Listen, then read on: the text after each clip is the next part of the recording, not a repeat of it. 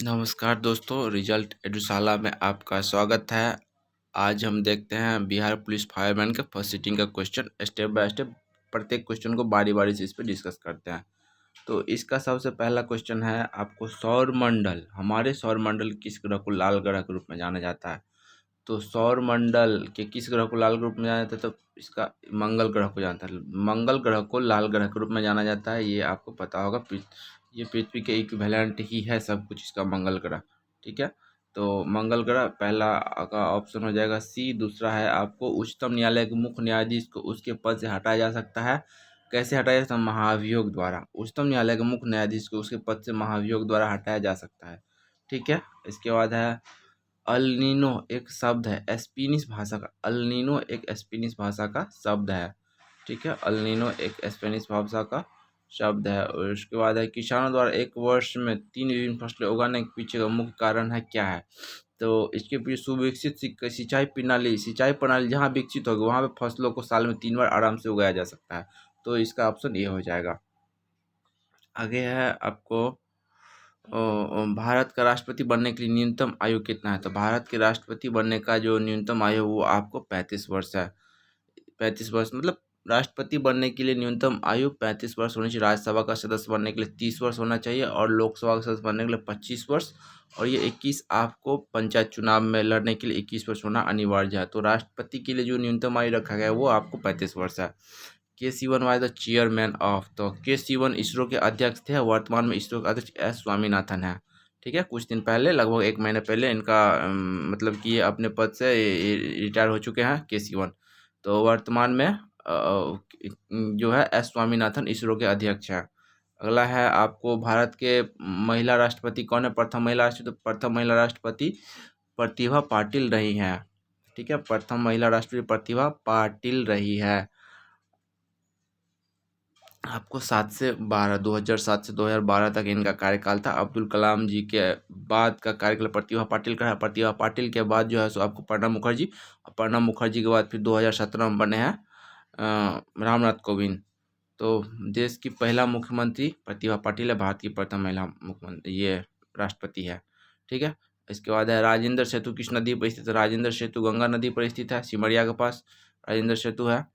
जो आपको मोकामा, इधर मोकामा, वो बाढ़ बख्तियारपुर मोकामा, इसको जोड़ती है आपको बेगूसराय से। तो ये उत्तर बिहार दक्षिण बिहार को जोड़ने के लिए एकमात्र रास्ता जो पहले था वो आपको मोकामा पुल और गांधी सेतु, दो तो ये आपको हो जाता है गंगा नदी पे है। इसके बाद ये मैथ है, इसको स्काइप करते हैं। ठीक है, इसको स्काइप करते हैं और इसके बाद आपको देखते हैं, जैसे कि ये देखिए आप, इसका क्वेश्चन है, रेखीय संवेग के बदलने के दर को क्या कहते हैं? रैखिक संवेग के बदलने के दर को कहते हैं बल आघूर्ण। रैखिक संवेग को बदलने के दर को कहते हैं बल आघूर्ण। इसके बाद है, आयत का क्षेत्रफल लंबाई गुने चौड़ाई होता है। तो ये पता ही होगा, आयत का जो क्षेत्रफल निकाला है सूत्र, तो एक आयत का क्षेत्रफल लंबाई गुने चौड़ाई, तो L/B। तो ये ऑप्शन डी हो जाएगा। ठीक है, ऑप्शन डी 11। इसके बाद देखते हैं, निम्न में से कौन सी युक्ति विद्युत ऊर्जा को यांत्रिक ऊर्जा में परिवर्तित, निम्न में से कौन सी युक्ति विद्युत ऊर्जा को यांत्रिक ऊर्जा में परिवर्तित करती है? तो विद्युत ऊर्जा को यांत्रिक ऊर्जा में विद्युत मोटर परिवर्तित करती है। विद्युत ऊर्जा को यांत्रिक ऊर्जा में विद्युत मोटर परिवर्तित करती है। अगला है आपको, किस निम्नलिखित में से किसको सिद्ध करने की आवश्यकता पड़ती है? तो किसको सिद्ध करने की आवश्यकता पड़ती है? तो स्वयंसिद्ध परिभाषा, परिभाषा। तो प्रमेय, जिसको थ्योरम कहते हैं, जैसे पाइथागोरस प्रमेय, थेल्स थ्योरम, ये सब तो आपको, ये इसका ऑप्शन नंबर बी हो जाएगा। प्रमेय को, और ऑप्शन नंबर बी, थ्योरम को सिद्ध करने की आवश्यकता होती है, यानी कि प्रमेय को सिद्ध करने की आवश्यकता होती है। अगला है, घनानंद की रचनाएं किस भाषा में है? तो घनानंद की रचनाएं ब्रज भाषा में है। घनानंद की रचनाएं किस भाषा में है? तो घनानंद की रचनाएं ब्रज भाषा में है। घनानंद की रचनाएं ब्रज भाषा में है। इसके बाद अगला क्वेश्चन है, I waited for him until he, तो ही, इसका क्या होगा?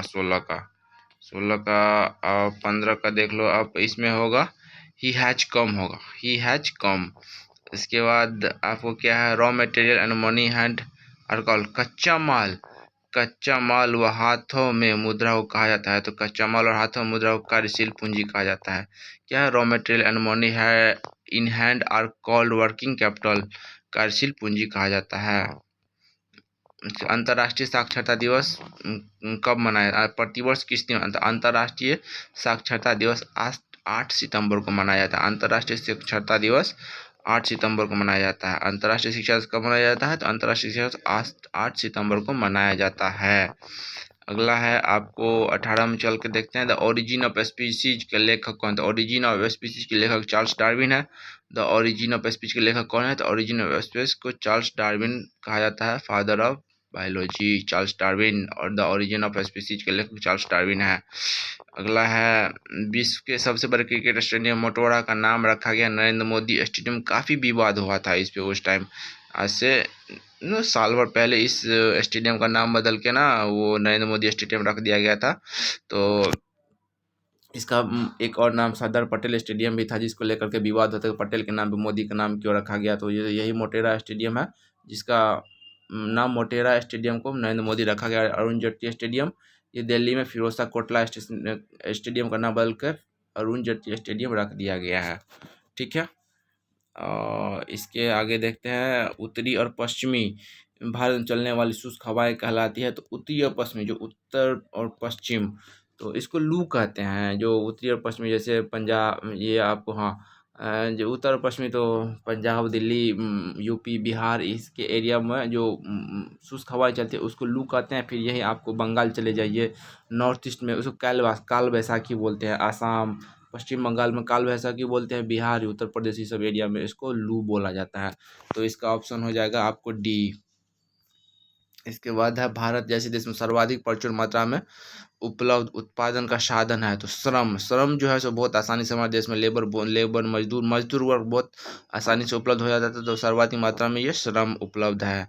और अग्नि का विशेषण शब्द, तो अग्नि का विशेषण आपको आग्नेय हो जाएगा। अग्नि का विशेषण क्या होगा, आग्नेय होगा। अगला है आपको 23 नंबर, 23 में देखते हैं क्या है। देश की प्रथम महिला मुख्य निर्वाचन आयुक्त कौन थी, तो BS रामा देवी देश की प्रथम महिला अध्यक्ष थी। और मीरा कुमार देव, तो मीरा कुमार देश की प्रथम महिला लोकसभा अध्यक्ष स्पीकर रह चुके 2009 में।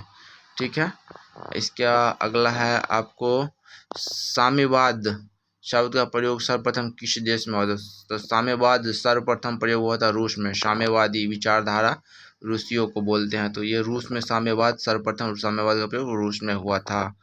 ठीक है, इसके बाद देखते हैं 26, बैंकों की तुलना में साहूकार के द्वारा वसूली जाने वाली ब्याज की दरें होती है बहुत अधिक होती है। जो साहूकार जो ग्रामीण क्षेत्रों में जो पैसे सूद पे देते हैं, सूदखोर, उसका ब्याज दर बहुत ज़्यादा होता है। तो ये आपको आंसर हो जाएगा डी।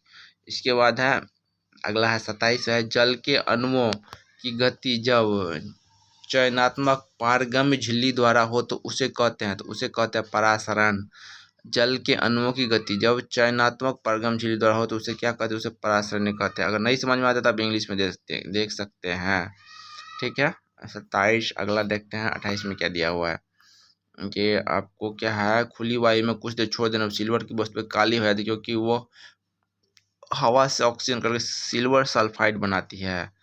तो खुली वायु में कुछ देर छोड़ देना सिल्वर की वस्तु काली हो जाती है, क्योंकि उसमें सिल्वर सल्फाइड तो की परत बन जाती है। तो डॉट डॉट जो दिया हुआ है तो उसमें आपको सिल्वर सल्फाइड आ जाएगा, ऑप्शन नंबर डी। इसके बाद है हिरोशिमा कविता के रचयिता है, तो सच्चिदानंद हीरानंद व्यास। हिरोशिमा कविता का रचयिता सच्चिदानंद हीरानंद व्यास। तो ठीक है, इसका ऑप्शन डी हो जाएगा। इसके बाद है लोकतंत्र में सत्ता निहित होती है। लोकतंत्र में सत्ता निहित होती है जनता के लिए। लोकतंत्र में सत्ता निहित होती है जनता के लिए। लोकतंत्र में सत्ता निहित होती है जनता के लिए। लोकतंत्र में सत्ता किसके लिए निहित होती है, जनता के लिए निहित होती है। तो जो लोकतंत्र जनता का जो लोकतंत्र का जो सर्वशक्तिमान वो जनता के हाथ में होता है। जनता ही तय करती है कि किसकी सरकार बनेगी, किसकी जाएगी। और मयूरखंभ स्थान किसके लिए जानते हैं, मयूरखंभ स्तंभ जो है सो आपको लौह अयस्क के लिए जानते हैं। मयूरखंभ स्तंभ खान जाने जाती है लौह अयस्क के लिए।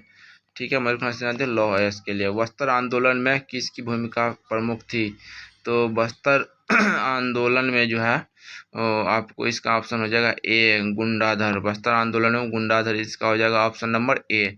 बस्तर आंदोलन किसकी भूमिका थी, तो ये आपको ऑप्शन जो ए दिया हुआ है गुंडाधर, ये आपका आंसर हो जाएगा। इसके बाद है आपको प्रत्येक परिमेय संख्या होती है, एक वास्तविक संख्या होती है। प्रत्येक परिमेय संख्या कौन सी संख्या? तो सब एक वास्तविक संख्या होती है, तो इसका ऑप्शन नंबर डी हो जाएगा। इसके बाद आपको 34 श्वेत क्रांति निम्नलिखित में किसमें श्वेत क्रांति निम्नलिखित में से किसके अधिक उत्पादन संबंधित? श्वेत क्रांति आपको दूध उत्पादन से दूध उत्पादन संबंधित। श्वेत क्रांति किससे अधिक उत्पादन संबंधित? श्वेत क्रांति दूध उत्पादन से संबंधित। इसका हो जाएगा ऑप्शन सी। इसके बाद है अमेरिका के स्वतंत्रता संग्राम में नेता कौन थे? तो वाशिंगटन। जो अमेरिका के स्वतंत्रता संग्राम के नेता थे वाशिंगटन, तो ये हो जाएगा ऑप्शन नंबर डी। ठीक है, ऑप्शन नंबर डी हो जाएगा। और इसके बाद अगला देखते हैं 36 में क्या दिया हुआ है। 36 में आपको दिया भारत के सीएजी की नियुक्ति कौन करता है? नियंत्रक महालेखाकार परीक्षक की नियुक्ति करता है। नियंत्रक एंड महालेखाकार परीक्षक की नियुक्ति आपको राष्ट्रपति करते हैं। ठीक है, तो इसका ऑप्शन हो जाएगा आपको बी, राष्ट्रपति करते हैं। 15वीं शताब्दी में कौन व्यापारी सबसे पहले भारत पहुंचा था? हिंद चीन पहुंचा था। तो हिंद चीन, तो सबसे पहले भारत कौन आया था? तो व्यापारी सबसे पहले पुर्तगाली आया था हिंद चीन। ठीक है, सबसे पहले पुर्तगाली आया था। उसके बाद आपको कोई आया था जैसे इंग्लैंड, डच वगैरह। फ्रांस सबसे लास्ट में फ्रेंच आया था। फ्रांस सबसे लास्ट में फ्रांसीसी आए थे। और एशिया का सबसे स्वच्छ गांव किस राज्य में स्थित है? एशिया का सबसे स्वच्छ गांव मेघालय में है। एशिया का सबसे स्वच्छ गांव किस राज्य में है? तो पूरे एशिया का सबसे स्वच्छ गांव आपको मेघालय में है। तो इसका हो जाएगा option number C. Option number C. आगे देखते हैं 39 में अलकनंदा भगीरथी के मिलती है। तो अलकनंदा और भगीरथी जहाँ मिलते हैं वो देव प्रयाग में आकर मिलते हैं, और वहीं पे पूर्ण रूप से बनती है गंगा, और उससे आगे बढ़ के आपको हरिद्वार में मैदानी एरिया में आके मिल जाती है। तो अलकनंदा और भगीरथी देव प्रयाग में आके गंगा बन जाती है, तो इसीलिए जहाँ अलकनंदा और भगीरथी मिलती है वह उस जगह का नाम देव प्रयाग है। ठीक है, इसके बाद है आपको 40 को स्क्रैप करते हैं, मैथ है। इसके बाद है भारत की जलवायु कौन सी है? तो भारत की जलवायु उष्णकटिबंधीय है, मानसूनी है। आपको पता ही होगा कि हमारे यहाँ मानसून से बारिश होती है, तो भारत की जलवायु मानसूनी उष्णकटिबंधीय मानसूनी है, शुष्क नहीं है हमारे यहाँ। तो भारत की जलवायु जो है आपको उष्णकटिबंधीय मानसूनी है। इसके बाद है हार्मोन जो रुधिर में शर्करा का स्तर नियंत्रित करता है, उसका स्तर कहाँ से होता है? हार्मोन। तो हार्मोन का टेढ़ा किया हुआ क्वेश्चन है। हार्मोन जो रुधिर में शर्करा का स्तर नियंत्रित करता है उसका स्त्रवण तो अग्नाशय द्वारा होता है। तो हार्मोन कहाँ से निकलता है? तो अग्नाशय से निकलता है। हार्मोन का उत्पादन अग्नाशय में होता है। इसके बाद है आपको 43 में क्या दिया? बर्फ पानी पर क्यों तैरता है? बर्फ पानी पर इसलिए तैरता है क्योंकि बर्फ का घनत्व पानी के घनत्व से कम होता है। तो इसका हो जाएगा ऑप्शन बी। इसका आंसर आपको ऑप्शन बी हो जाएगा। बर्फ का घनत्व पानी के घनत्व से कम होता है, इसीलिए वो पानी में तैरता है। इसके बाद आपको है वस्तुओं और सेवाओं के उत्पादन के लिए आवश्यक वस्तुओं है तो क्या है? भूमि, श्रम और भौतिक पूंजी। ये तीनों चीजें आवश्यक है। वस्तुओं और सेवाओं के उत्पादन के लिए क्या क्या आवश्यक है? तो भूमि आवश्यक है, श्रम आवश्यक और पूंजी, पैसा, भौतिक पूंजी भी आवश्यक है। तो ये तीनों केस में आएगा तो ए प्लस बी। तो ये आपका आंसर ऑप्शन नंबर सी, ए प्लस बी तीनों हो जाएगा। ठीक है, अगला है आपको निम्नलिखित में से भारत के उप प्रधानमंत्री नहीं है रहे हैं। तो मोरारजी देसाई उप प्रधानमंत्री, एल के आडवाणी भी रहे हैं, 2003 तक रहे हैं एल के आडवाणी। उसके बाद देवी लाल भी रहे हैं। तो आपका इसका जो ऑप्शन नंबर ए हो जाएगा HA बहुगुणा, ये आपको भारत के उप प्रधानमंत्री नहीं है, तो इनका आपको ऑप्शन नंबर 1 हो जाएगा। इसके बाद दिया हुआ भारत में मीठे पानी की सबसे बड़ी झील। तो भारत में मीठे पानी की सबसे बड़ी झील बुलर झील है, जम्मू कश्मीर राज्य में स्थित है ये आपको। ठीक है, भारत में मीठे पानी सबसे बड़ी झील बुलर झील, जम्मू कश्मीर हो जाएगा। इसके बाद आपको 47 है। 47 क्या दिया है? प्रकाश की ध्वनि सुनाई देता है। प्रकाश की ध्वनि सुनाई देती है ध्वनि तरंगों के परावर्तन के कारण से, ध्वनि तरंगों के परावर्तन के कारण से। और निम्नलिखित में से युधिष्ठिर का सही संधि विच्छेद है। तो युद्ध में जो स्थिर है तो उसको युधिष्ठिर बोलते थे, युद्धि प्लस स्थिर हो जाएगा। इसका ऑप्शन नंबर बी हो जाएगा। इसके बाद आपको है कालिंदी फूल कादम की डायरन कालिंदी फूल कदम की डायरन में रेखांकित पद का अर्थ है जमुना। कालिंदी का मतलब जमुना, ठीक है, कालिंदी का मतलब जमुना है इसके अनुसार से। इसका 49 के बाद आपको 50 देखते हैं। 50 में क्या दिया है? संसद के संयुक्त अधिवेशन के अध्यक्ष कौन करता है? तो संसद के संयुक्त अधिवेशन के अध्यक्ष आपको लोकसभा अध्यक्ष करते हैं। संसद के संयुक्त अधिवेशन के अध्यक्षता लोकसभा अध्यक्ष करते हैं। ठीक है, अगला है आपको निम्नलिखित में से किस विकल्प में विलोम शब्द सम्मिलित है? विलोम आपको उन्नति और सम्मुख दोनों एक ही है, दोनों विपरार्थक एक दूसरे का नहीं है, तो आपको इसका हो जाएगा उन्मुख और सम्मुख। इसके बाद आपको है साइट्रिक अम्ल पाया जाता है, तो साइट्रिक अम्ल नींबू में पाया जाता है, ये तो पता ही होगा। साइट्रिक अम्ल पाया जाता है नींबू में, खट्टे नींबू आंवला में साइट्रिक अम्ल पाया जाता है, तो ये हो जाएगा। विटामिन सी प्रचुर रहता है, साइट्रिक अम्ल विटामिन सी में रहता है, तो इसका हो जाएगा ऑप्शन नंबर डी यानी कि 52। इसके बाद है भारत में ऋण के औपचारिक स्रोतों की कार्यप्रणाली का पर्यवेक्षण कौन करता है? तो ये आरबीआई करता है। ऋण देने का काम जो करता है आरबीआई जो है, छोटे छोटे बैंकों को, जैसे किसी भी बैंक को आरबीआई पैसा देता है इन्वेस्ट करने के लिए, लो हम तुमको पैसे, तुम कर्ज पे लगाओ, तुम सूद पे लगाओ और हमको ब्याज देना, ठीक है। तो आरबीआई देता है पैसा दूसरे बैंकों को, और तो कोई भी ऋण अगर सीधे डायरेक्टली रिलेटेड टू वो आपको आरबीआई से रहता है, ठीक है। इसके बाद है निम्नलिखित में से भारी मशीनों के उपयोग के लिए स्नेहक कौन सा है? तो ग्रेफाइट। निम्नलिखित में से भारी मशीनों के लिए उपयोग के लिए स्नेहक कौन सा है? तो स्नेहक के रूप में ग्रेफाइट का प्रयोग करता है, और ग्रेफाइट हीरे कार्बन का अपरूप है। कार्बन का शुद्धतम रूप ग्रेफाइट को माना जाता है। ग्रेफाइट का उपयोग स्नेहक के रूप में किया जाता है। ग्रेफाइट का उपयोग आपको परमाणु रिएक्टर में मंदक के रूप में भी किया जाता है। तो ये आपको हो गया, इसका नंबर ऑप्शन सी हो जाएगा। इसके बाद 55 55 में देखिए क्या है। 55 में आपको हो जाएगा 55 नंबर क्वेश्चन क्या है भाई, एक सेकेंड।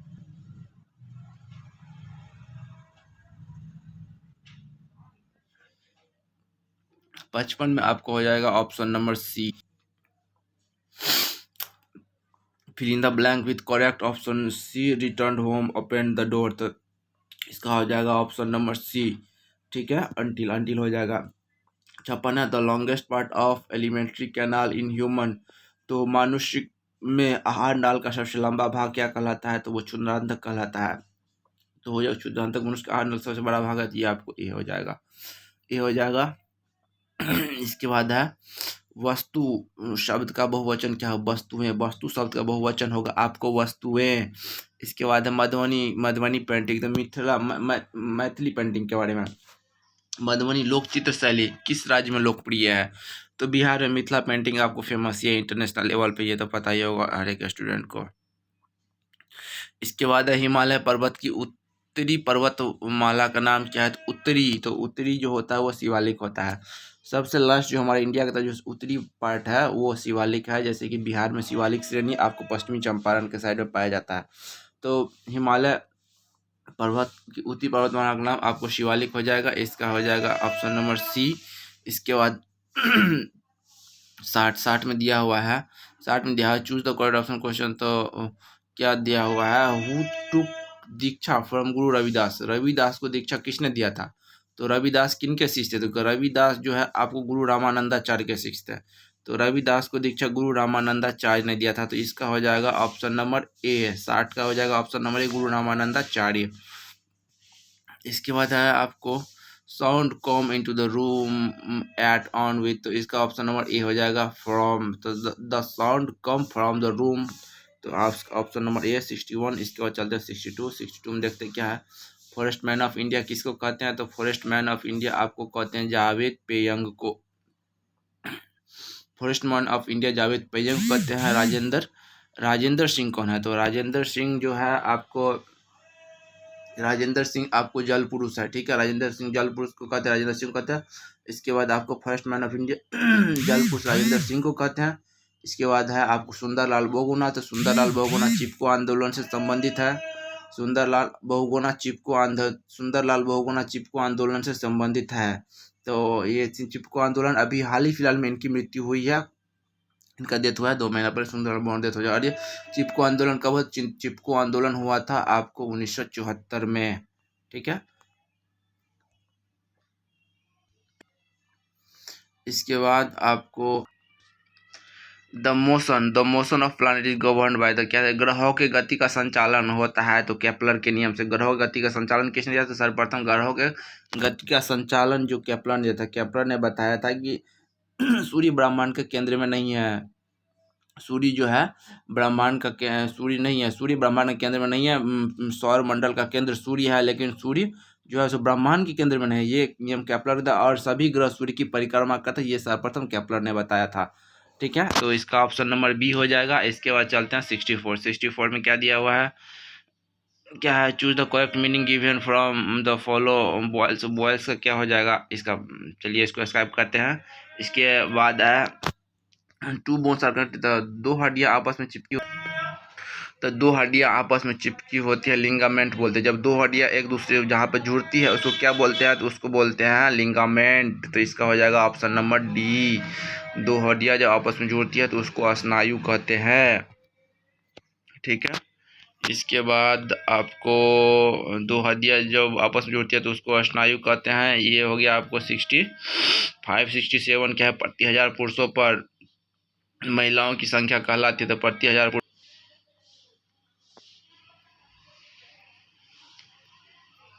हजार पुरुषों पर महिलाओं की संख्या कहलाती है लिंगानुपात।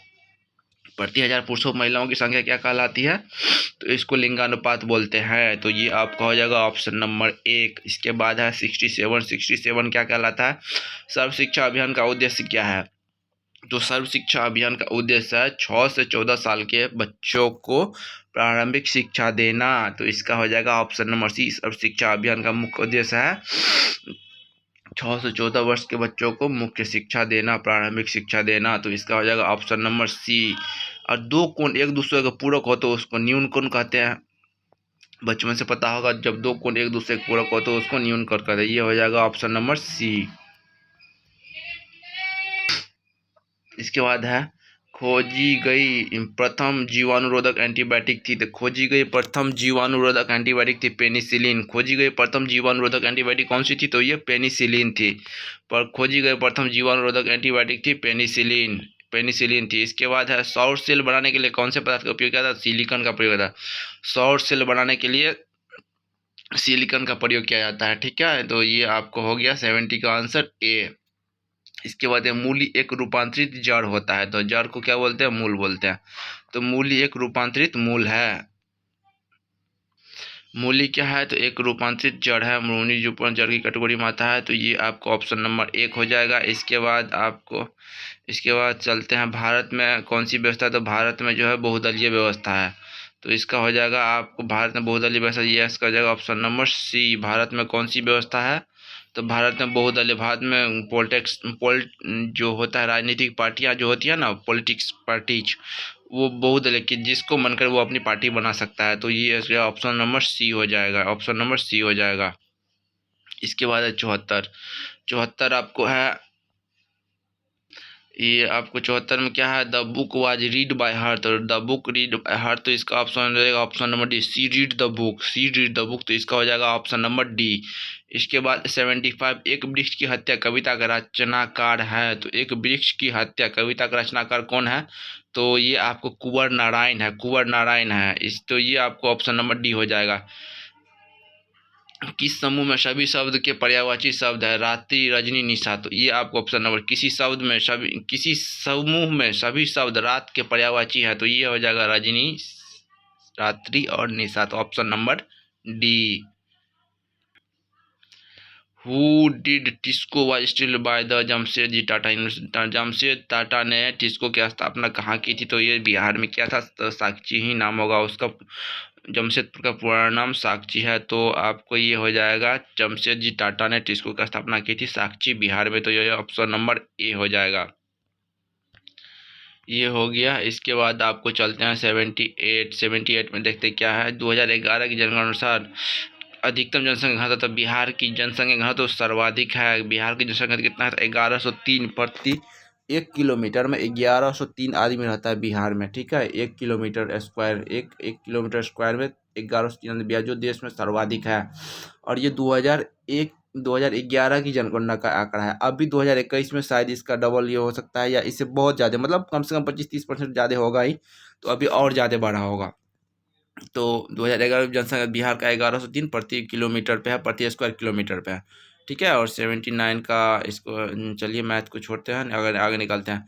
इन एरोबेसिक, तो क्या कहते हैं, वायवीय शोषण में ग्लूकोज के विखंडन से प्राप्त होता है। तो ग्लूकोज, जब ग्लूकोज श्वसन क्रिया में ग्लूकोज के विखंडन से प्राप्त होता है, तो CO2 और वाटर, ये हो जाएगा ऑप्शन नंबर सी। 80 का ऑप्शन नंबर सी हो जाएगा, ऑप्शन नंबर सी। इसके बाद 81 का, अंतर्राष्ट्रीय न्यायालय का मुख्यालय कहाँ पर है? अंतर्राष्ट्रीय मुख्यालय का न्यायालय हेग है। और अंतर्राष्ट्रीय मुख्यालय भारत में हमेशा चर्चा में रहता है। क्यों चर्चा में रहता है? तो आपको पता होना चाहिए कि कुलभूषण यादव जो हमारे आपको खुफिया विभाग के अधिकारी थे, उनको ईरान से पकड़ के पाकिस्तान ने अपने यहाँ रखा हुआ है। तो वो ईरानी सैनिकों ने पकड़ के उसको पाकिस्तान को दे दिया था। तो कुलभूषण यादव के मामला का केस जो है ना, पाकिस्तान ने उसको फांसी की सज़ा दे दिया है। तो ये अंतर्राष्ट्रीय न्यायालय में चल रहा है। तो इसीलिए हमेशा भारत में न्यूज में रहता है अंतर्राष्ट्रीय न्यायालय। तो अंतर्राष्ट्रीय न्यायालय का मुख्यालय जो वो आपको हेग में है। और अंतर्राष्ट्रीय न्यायालय का जो चीफ जस्टिस है वो अभी भारत के ही कोई बने हुए हैं। तो उसको देखना पड़ेगा, वो अभी करंट में बने कुछ दिन पहले, तो वो उसको भी देखना है। ठीक है, तो इसका ऑप्शन नंबर सी हो जाएगा। फिर है आपको 82 भूगोल सीखना कठिन क्यों है? तो इसका ट्रांसलेशन है, तो ज्योग्राफी इज डिफिकल्ट, तो geography is equal to learn, तो ये ऑप्शन नंबर बी हो जाएगा। अब जो ज्योग्राफी सीखना कठिन है तो इसका बी हो जाएगा। भूगोल सीखना का geography is difficult to learn, तो इसका नाम हो जाएगा ऑप्शन नंबर बी। 82 का ऑप्शन नंबर बी हो जाएगा। 83 तो नाइट्रोजन गैस वायुमंडल में कितने हैं? तो नाइट्रोजन गैस वायुमंडल में 78% पाया जाता है। वायुमंडल में नाइट्रोजन गैस 78% पाया जाता है। लेकिन याद रखिएगा, भूपट्टी पर जमीन पर सबसे ज़्यादा ऑक्सीजन पाया जाता है। ये हमेशा ध्यान रखिएगा कि जमीन पर सबसे ज़्यादा कौन सी नाइट्रोजन गैस हल्की होती है? वायुमंडल के ऊपरी सतह पर पाई जाती है। लेकिन जमीन पे जब पूछेगा ना, तो सबसे ज़्यादा ऑक्सीजन गैस है, उसके बाद अमोनिया रहता है और सिलिका रहता है। तो वायुमंडल में सर्वाधिक मात्रा में उपस्थित गैस जो है आपको नाइट्रोजन है। लेकिन भूपट्टी पर यानी कि जमीन पर सर्वाधिक मात्रा में उपस्थित गैस ऑक्सीजन है। इसके बाद 84 है, तो जीवन के बाद